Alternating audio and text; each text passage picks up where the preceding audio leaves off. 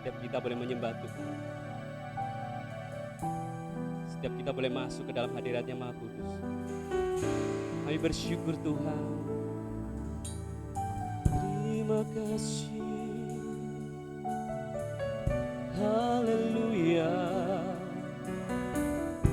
Kami bersyukur Tuhan Yesus atas setiap kebaikan.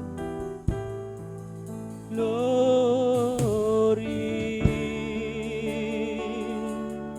Kami bersyukur Tuhan. Terima kasih Yesus. Layak disembah, oh Yesus.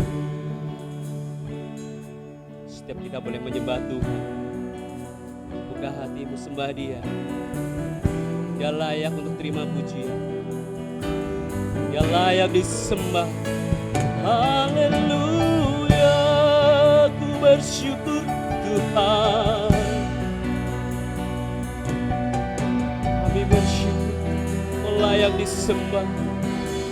Terima kasih Yesus, oh Yesus. Terima kasih Tuhan. Terima kasih, kami sembah Engkau. Haleluya. Terima kasih, kami bersyukur Tuhan. Kami bersyukur Yesus. Haleluya. Layak disembah, layak ditinggikan. Terima kasih. Terima kasih.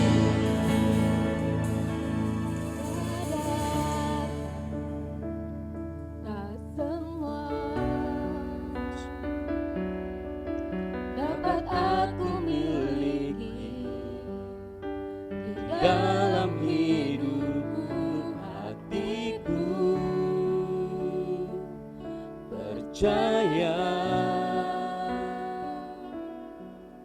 rancanganmu bagiku adalah yang terbaik. Walau ku tak dapat melihat semua rencanamu Tuhan, namun hatiku tetap memandang padamu. Kau tuntun langkahku. Terima kasih Yesus. Walau ku tak dapat berharap atas kenyataan hidupku, namun hatiku tetap memandang padamu. Kau ada untukku. Terima kasih Tuhan. Mari jemaat Tuhan, kita bangkit berdiri.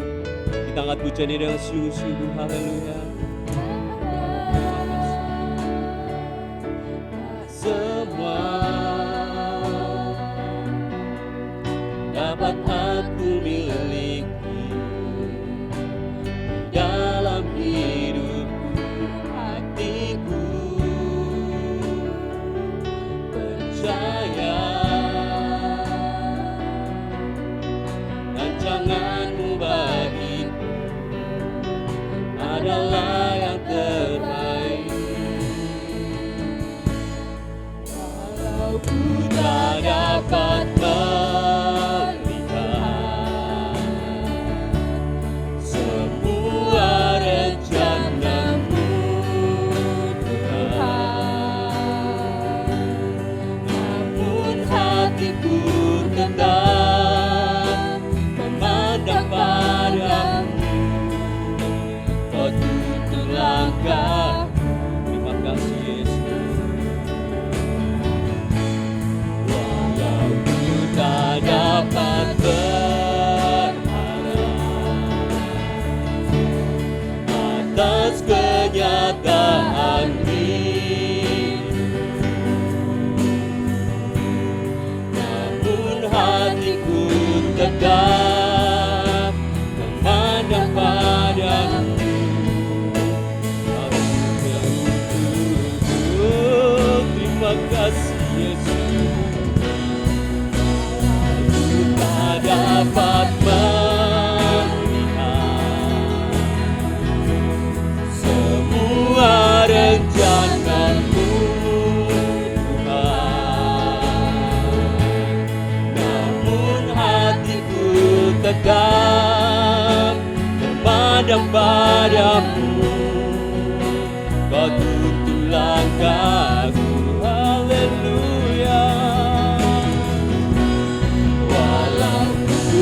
dapat berharap atas kenyataan hidup, namun hatiku tetap memandang padamu.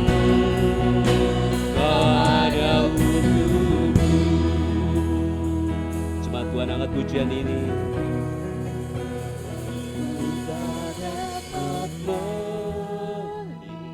Haleluya. Semua rencanamu, Terima kasih Yesus. namun hatiku tetap memandang padamu. Kau tuntun langkahku, Oh Yesus Tuhan, terima kasih. walau ku tak dapat Terima kasih. atas kenyataan hidup,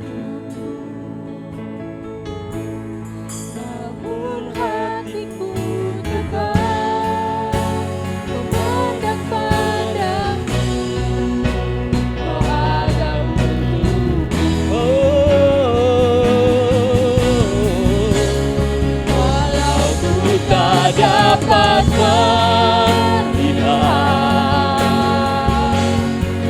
semua rencanamu Tuhan, namun hatiku tetap memandang padamu.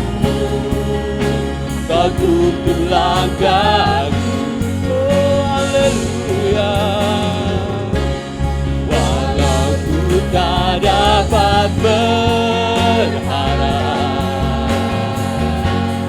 atas kenyataan hidupku, namun hatiku tetap memandang padamu.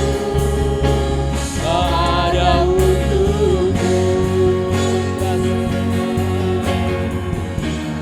namun hatiku tetap memandang padamu. Kau ada untukku, namun hatiku tetap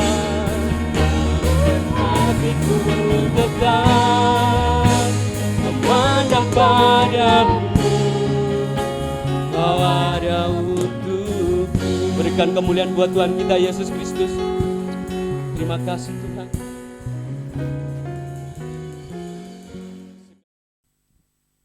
Shalom Bapak Ibu Saudara semua.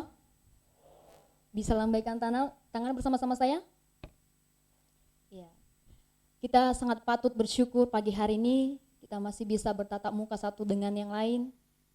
Kita patut bersyukur kita masih menikmati hadirat Tuhan pagi hari ini. Kita datang dalam keadaan sehat, itu semua karena anugerah Tuhan dalam kehidupan kita. Saya juga mengucapkan terima kasih kepada Om Rudi yang memberikan saya kesempatan pagi hari ini untuk membagikan kebenaran firman Tuhan. Dan pagi hari ini juga Bapak Ibu, ini adalah pelayanan terakhir saya selama saya bersama-sama dengan kita. Saya mengucapkan sekali lagi terima kasih kepada Bapak Gembala kita, Ibu Gembala, Ibu Sivera, dan seluruh keluarga besar GBT Kristus Anugerah yang telah menerima saya untuk PPL selama 1 tahun 6 bulan. Bapak Ibu Saudara semua, saya juga mengucapkan terima kasih buat kesempatan dan kepercayaan yang diberikan kepada saya selama ini, baik melayani di gereja pusat, di gereja cabang, Menganti, Pekodokan, dan Kampung Laut. Kalau saya bisa melewati itu semua Bapak Ibu, saya bisa menyelesaikan masa PPL saya, itu bukan karena kekuatan saya, bukan karena kehebatan saya, tapi karena kita memiliki Tuhan yang sangat luar biasa. Nah Bapak Ibu Saudara semua, saya juga berterima kasih buat semua dukungan, motivasi, dan doa dari Bapak Ibu. Dan saya secara pribadi minta maaf jika selama saya bersama-sama dengan kita, ada pelayanan saya, ada perkataan saya, sikap saya yang tidak berkenan kepada Bapak Ibu Saudara semua, mohon dimaafkan Bapak Ibu. Dan saya juga akan terus belajar dari kesalahan saya untuk lebih baik ke depan. Mungkin itu saja yang bisa saya sampaikan. Saya ucapkan sekali lagi terima kasih. Mari Bapak Ibu, kita akan sama-sama belajar kebenaran firman Tuhan pagi hari ini. Kita buka Alkitab kita dalam Yakobus 3 ayat 8. Yakobus 3 ayat 8 dalam ketiga kita akan baca. 2, 3. Tetapi tidak seorang pun yang berkuasa menjinakkan lidah. Ia adalah sesuatu yang buas, yang tak terkuasai, dan penuh racun yang mematikan. Amin. Silakan duduk Bapak Ibu. Bapak Ibu saudara semua bisa melihat anak remaja di depan kita ini. Dia namanya itu Rebeka. Nah, Rebeka ini adalah seorang siswi. Dia adalah salah satu korban bully kurang lebih 2 tahun. Dan akhirnya Rebeka ini tidak tahan dan tertekan. Akhirnya dia memutuskan untuk pindah sekolah. Yang paling mengerikannya Bapak Ibu, meskipun Rebeka ini sudah pindah sekolah, namun dia masih mendapat teror dari teman-teman lamanya. Melalui Facebooknya, Instagram, dan melalui pesan. Beban mental yang dirasakan Rebeka semakin mendalam. Dia depresi. Pada tanggal 9 September 2013, Rebeka ini mengakhiri hidupnya. Dia meloncat dari sebuah gedung tinggi dan meninggal Bapak Ibu. Nah, pelajaran yang perlu kita pelajari dari kisah Rebeka ini. Bapak Ibu, terkadang dalam kehidupan kita sehari-hari, apa yang kita ucapkan tidak sesuai dengan orang lain harapkan. Mengapa? Sebab kita tidak dapat menguasai lidah kita. Tubuh kita yang sebesar ini ternyata di bawah kuasa lidah. Dalam Injil Yakobus menyatakan bahwa lidah memegang peranan yang sangat begitu penting dalam menentukan hidup kita. Jadi tema besar kita pagi hari ini, lidah dapat membunuh karakter. Tadi pada slide pertama. Bapak Ibu saudara semua, ternyata betapa perlunya kita mengendalikan lidah kita dan kata-kata yang kita ucapkan. Hubungan dengan sesama kita akan baik jika kita dapat menguasai lidah kita. Banyak orang-orang di luar sana sengsara akibat lidah. Kita juga sering lupa bahwa kata-kata yang menyakitkan akan membuat orang tersinggung, akan membuat orang terluka, dan bahkan membunuh. Alkitab dengan jelas mengatakan bahwa lidah bagaikan binatang buas yang sulit untuk dijinakkan. Nah, pagi hari ini sebelum lebih masuk kebenaran firman, kita melihat latar belakangnya terlebih dahulu. Penulis kitab Yakobus ini adalah Yakobus. Surat ini ditunjukkan kepada orang-orang yang pertama bertobat di Yerusalem. Hal ini menekankan agar mereka dapat menanggung pencobaan dengan penuh sukacita. Dan tujuan Yakobus, dia membangun semangat orang percaya yang ada di Yahudi, yang sedang menderita dengan berbagai pencobaan yang menguji iman mereka saat itu. Dan dia mendorong agar orang-orang percaya itu dapat menanggung pencobaan dengan penuh sukacita. Nah, Bapak Ibu saudara semua, pagi hari ini saya akan menjelaskan mengapa lidah dapat membunuh karakter. Jadi poin pertama saya pagi hari ini, karena lidah tak dapat dikendalikan. Ayat 8a. Tetapi tidak seorang pun yang berkuasa menjinakkan lidah. Ia adalah sesuatu yang buas yang tak terkuasai.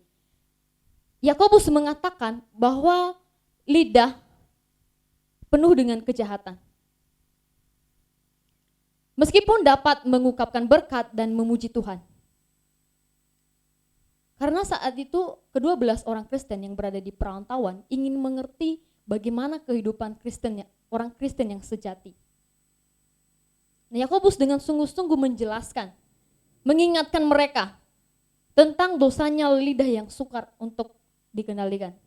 Jadi Bapak Ibu nanti bisa membaca dari rumah, mengingat waktu kita tidak cukup, dari Yakobus 3 ayat 1 sampai 12. Jadi lidah adalah api yang dapat menghanguskan, dan orang yang menggemakannya disebut sebagai orang yang tidak berguna, yang menggali lubang kejahatan. Kita akan membaca dalam Amsal 16 ayat 27. Amsal 16 ayat 27. Amsal pasal 16 ayat 27. Orang yang tidak berguna menggali lubang kejahatan dan pada bibirnya seolah-olah ada api yang menghanguskan. Amin. Dia mencelakakan dirinya sendiri, Bapak Ibu. Dan hal ini juga didukung oleh Matius. Dia mengatakan bahwa setiap apa yang keluar dari mulut orang dapat menajiskan orang itu. Matius 15 ayat 11. Matius pasal 15 ayat 11 demikian bunyi firman Tuhan.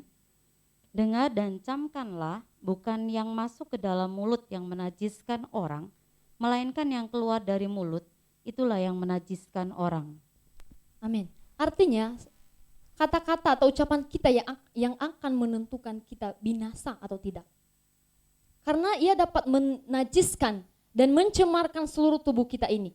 Dalam Yakobus 3 ayat 6 saya akan membacakan buat Bapak Ibu. Yakobus 3 ayat 6, lidah pun adalah api yang merupakan suatu dunia kejahatan dan mengambil tempat di antara anggota-anggota tubuh kita sebagai sesuatu yang dapat menodai seluruh tubuh dan menyalakan roda kehidupan kita, sedang ia sendiri dinyalakan oleh api neraka. Jadi meskipun kenyataannya hanya lidah yang berdosa, tapi sebenarnya dia telah membuat seluruh tubuh kita ini berdosa.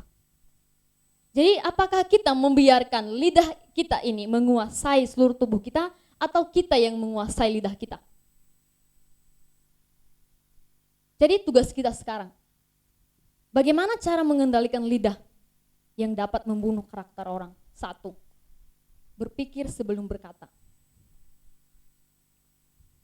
Perbedaan orang pintar dan orang bijak. Orang pintar bisa merespon informasi dengan cepat. Sedangkan orang bijak akan hati-hati ketika meresponnya. Orang pintar cenderung sombong dan terlalu percaya diri karena merasa punya kemampuan lebih dari orang lain. Tetapi tingkat kepercayaan dirinya terlalu berlebihan dan selalu menganggap dirinya berada di level paling atas. Itu orang pintar. Sedangkan orang bijak selalu menyadari bahwa kemampuan yang ia miliki belum ada apa-apanya. Sehingga ia cenderung bersikap rendah hati. Karena merasa banyak kekurangan. Dan terus belajar untuk memaksimalkan kemampuan itu. Jadi Bapak Ibu Saudara semua, kalau kita tidak boleh memilih satu-satunya. Alangkah baiknya kita pintar dan kita juga bijak. Kalau kita pintar, kita bijak, berarti kita bisa berpikir sebelum berkata. Jadi, dan yang kedua, membiasakan diri untuk berpikir positif. Bapak Ibu Saudara semua, membiasakan diri untuk berpikir positif. Kalau kita hanya fokus pada sisi negatif orang, kita akan sangat sulit untuk menemukan sisi positif orang. Karena kenapa? Negatif mulu yang ada di pikiran kita. Sehingga sangat sulit sekali untuk menemukan sisi positif orang itu. Jadi, membiasakan diri berpikir positif. Dan yang ketiga, mempunyai rasa kegelisahan ketika mengucapkan kata-kata yang tidak membangun.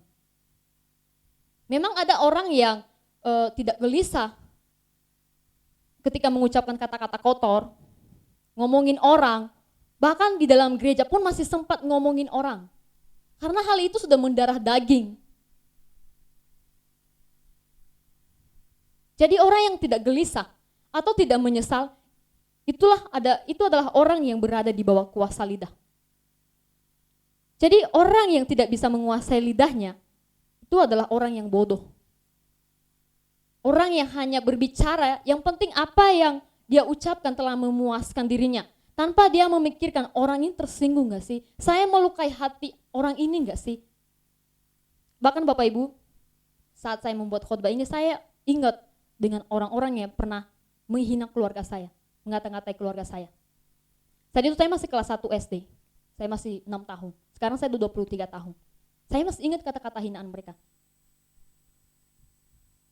Saat itu, karena tahun 2005 itu, orang tua saya baru selesai bangun rumah, ya rumahnya lumayan besar ya. Dan kira-kira kurang lebih 1 bulan kami menempati rumah baru itu. Dan pas tahun 2005 itu ada gempa dan tsunami. Jadi saat itu ada banyak orang yang meninggal dan Semua rumah saat itu rata dengan tanah, termasuk rumah saya tadi. Nah, kira-kira 4 bulan sampai 5 bulan mulai itu dengar kata-kata sindiran. Mulai itu dengar kata-kata hinaan. Orang kaya akhirnya jatuh miskin juga, dan lain sebagainya. Kata-kata yang sulit sekali untuk kita terima. Bapak Ibu, bukan berarti saya mempunyai rasa dendam ya sama mereka. Kalau saya masih menyimpan rasa dendam itu, mungkin saya adalah salah satunya orang yang akan membalas dendam orang tua saya. Saya ingat karena peristiwa itu pernah terjadi. Cuman sebatas ingat. Dan kalau membalas dendam, hati saya belum sampai di situ. Tapi saya jadikan hinaan mereka, sindiran mereka itu sebagai motivasi saya. Jadi kalau ada orang-orang yang menghina saya, menyindir saya, membuli saya, itu bukan membuat saya depresi, membuat saya putus asa atau saya bunuh diri. Tapi saya akan buktikan bahwa hinaanmu akan kembali padamu. Ingat Bapak Ibu, karena setiap perbuatan akan kembali kepada diri kita sendiri. Jadi kita perlu hati-hati sekali dalam berkata-kata. Kita akan membaca 1 Petrus 3 ayat 10. 1 Petrus pasal 3 ayat 10. Siapa yang mau mencintai hidup dan mau melihat hari-hari baik, ia harus menjaga lidahnya terhadap yang jahat dan bibirnya terhadap ucapan-ucapan yang menipu. Amin. Lidah adalah suatu kebijakan bagi kita. Jika perkataan kita adalah perkataan yang membangun, memotivasi, menguatkan, dan memberkati, dimanapun kita akan berada Bapak Ibu, kita pasti akan disenangi orang. Tapi jika sebaliknya perkataan kita selalu kotor, melukai, mematahkan semangat orang, makanya jangan heran kalau Bapak Ibu tidak mengalami pertumbuhan rohani. Karena perkataan kita selalu tidak baik. Yang menyebabkan luka batin kepada misalnya suami istri yang suka bertengkar, sampai cerai, dan ada yang bunuh diri karena bully, dan lain sebagainya. Bapak Ibu melalui pesannya Yakobus bagi kita pagi hari ini yang datang. Mari kita introspeksi diri. Mari kita memperbaiki perkataan kita, kata-kata kita. Menggunakan lidah ini pada hal-hal yang mulia. Memberkati, mengubah orang lain seperti mengubah perkataan suami kita yang suka maki-maki, istri kita yang suka marah-marah, menggosipkan orang, mengubah perkataan anak kita, dan lain sebagainya. Kita membaca dalam Efesus 4 ayat 29. Efesus pasal 4 ayat 29. Janganlah ada perkataan kotor keluar dari mulutmu, tetapi pakailah perkataan yang baik untuk membangun di mana perlu, supaya mereka yang mendengarnya beroleh kasih karunia. Jadi mari mengubah perkataan kotor menjadi perkataan yang membangun, menghibur, menguatkan. Teruslah menerus melatih salah satu panca indera kita untuk menjadi berkat. Nah, Bapak Ibu, memang manusia tidak luput dari dosa. Tapi janganlah kita selalu memaklumi diri kita ini. Kalau kita selalu memaklumi diri kita yang berdosa ini akan menjadi salah satu hambatan pertumbuhan rohani kita. Jadi, selain lidah tidak dapat dikendalikan, alasan kedua, kenapa lidah dapat membunuh karakter orang? Itu poin kedua saya, lidah adalah racun yang mematikan. Bisa Bapak Ibu mulai dari ayat 8b. Nah, dalam ayat ini dikatakan bahwa lidah kita adalah racun yang mematikan. Kalau kita bicara tentang racun pagi hari ini, apa yang ada di pikiran kita? Saya tidak tahu apa yang sedang Bapak Ibu pikirkan. Tapi kebanyakan kita memiliki konsep bahwa racun yang mematikan berarti salah satu obat yang dapat membunuh. Jadi Yakobus mengatakan bahwa lidah adalah racun yang mematikan itu.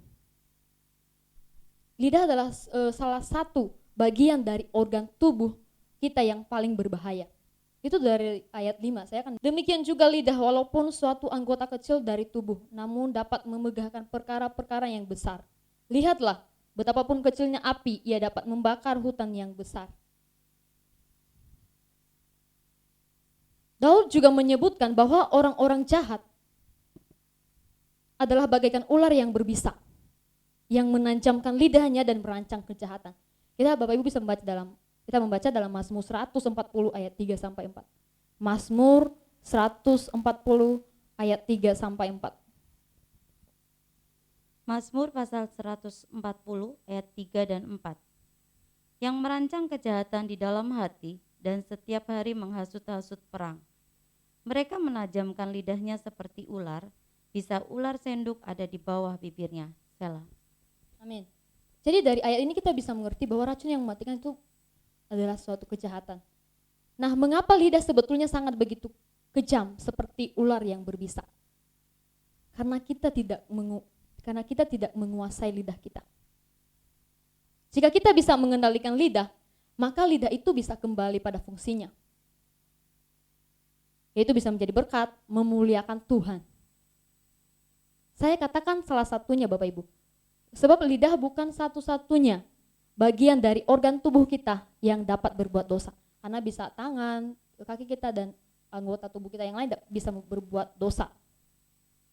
Nah, perhatikan ayat Yakobus 3 ayat 10 mengatakan bahwa dari mulut yang satu keluar berkat dan kutuk.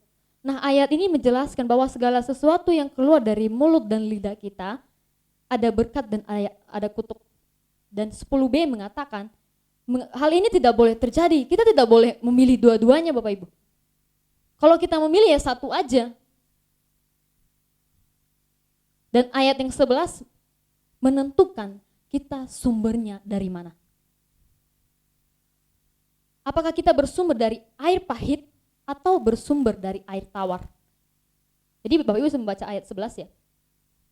Jika sumber kita adalah sumber air tawar, maka kita mesti mengeluarkan air yang jernih, yang menyegarkan jiwa setiap orang yang haus dan lelah. Dan tentu kita mengerti bahwa orang percaya bersumber dari air kehidupan, yaitu Yesus Kristus. Mari kita membaca Yohanes 7 ayat 37 sampai 38. Yohanes 7 ayat 37 sampai 38. Yohanes pasal 7 ayat 37 dan 38. Dan pada hari terakhir, yaitu pada puncak perayaan itu, Yesus berdiri dan berseru, barang siapa haus, baiklah ia datang kepadaku dan minum. Barang siapa percaya kepadaku, seperti yang dikatakan oleh kitab suci, dari dalam hatinya akan mengalir aliran-aliran air hidup. Amin. Jadi oleh karena itu, marilah kita mengikuti teladan Kristus yang memberi hidup bagi semua orang yang datang kepadanya. Memberi hidup bukan racun yang mematikan. Artinya mengucapkan perkataan-perkataan yang memberkati, menguatkan orang, dan menghibur orang. Visi gereja kita tahun ini menjadi manusia Allah. Menjadi manusia Allah itu tahu kebenaran. Manusia Allah itu apapun yang keluar dari dalam dirinya, baik itu perkataan, perbuatan, itu semuanya penuh hikmat. Visi gereja kita tahun ini. Nah Bapak Ibu saudara semua, sepasang suami yang baru menikah beberapa bulan yang lalu, suatu hari sepasang suami ini bertengkar sangat hebat sekali. Karena suami emosi, istri emosi, akhirnya kata-kata mereka sudah tidak terkontrol lagi. Suami bilang dan istrinya juga bilang gitu. Akhirnya udah nggak bisa dikontrol lagi perkataan mereka. Nah, akhirnya perkataan itu meluap ya, emosi itu meluap. Suami itu dengan emosi, dengan lantang dia mengatakan kepada istrinya, saya menyesal menikah dengan kamu, dasar tidak berguna. Akhirnya istri ini sakit hati, dia menangis, dia kecewa. Dan akhirnya tanpa berpikir panjang, istri ini mengakhiri hidupnya. Dia menggantungkan dirinya di pohon tidak jauh dari rumah mereka. Jadi buat Bapak Ibu saudara semua, khususnya para laki-laki, para suami, untuk menghindari kejadian ini, ya kalau ada pohon di samping-samping rumah itu mendingan ditebang aja. Daripada hal ini terjadi, Jadi Bapak Ibu saudara semua, hal ini terjadi begitu sangat cepat. Dan suami ini sangat menyesal karena kehilangan orang yang dia cintai.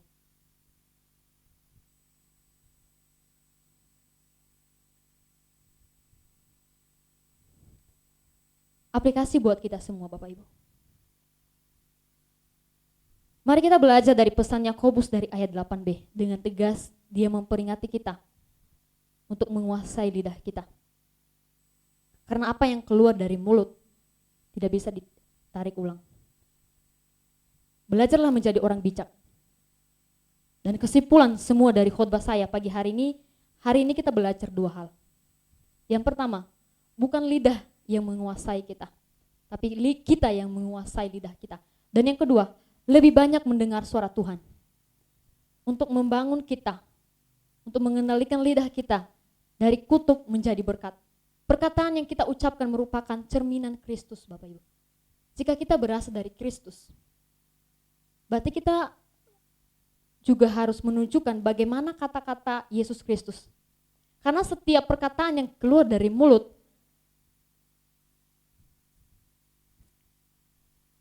Allah benar-benar penuh hikmat dan kuasa. Biarlah kita semua menjadi orang-orang yang mempromosikan kata-kata Allah bagi orang lain di sekitar kita. Mungkin itu saja bisa saya sampaikan pagi hari ini. Biarlah Roh Kudus yang terus mengingatkan kita, menuntun kita, supaya kita bisa melakukan kebenaran firman Tuhan yang kita dengar pagi hari ini.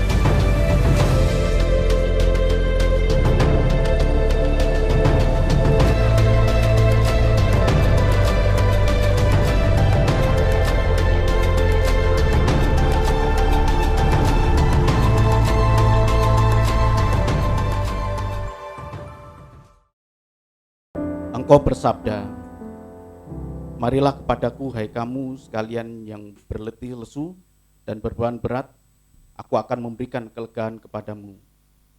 Dan pikulah kuk yang kupasang dan belajarlah kepadaku sebab aku rendah hati dan lemah lembut. Kami datang kepada Engkau Tuhan. Hari-hari yang kami lalui membuat kami berbeban berat. Hari-hari yang kami lalui membuat kami letih lesu Tuhan, dan kami datang kepada Engkau dan sangat yakin Engkau memberikan kelegaan kepada kami, sebab kami belajar kepadamu, sebab Engkau adalah rendah hati dan lemah lembut.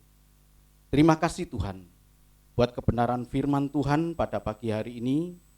Kami adalah orang-orang milik-Mu Tuhan.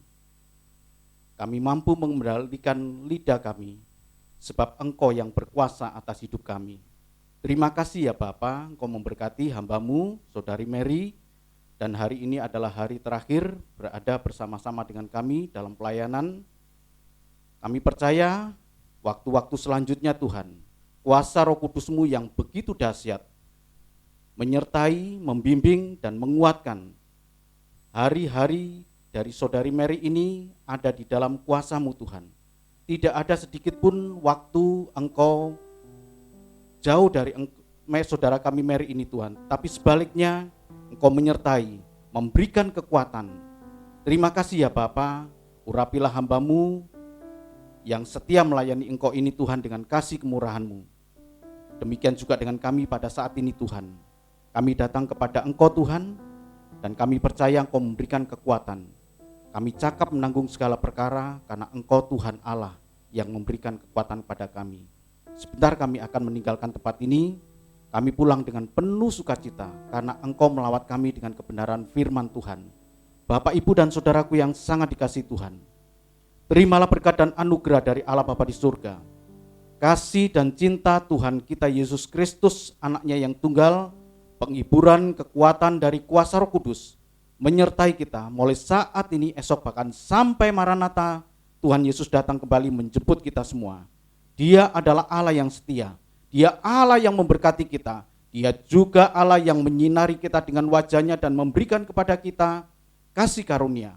Dia Allah yang menghadapkan wajah-Nya kepada kita dan memberikan damai sejahtera.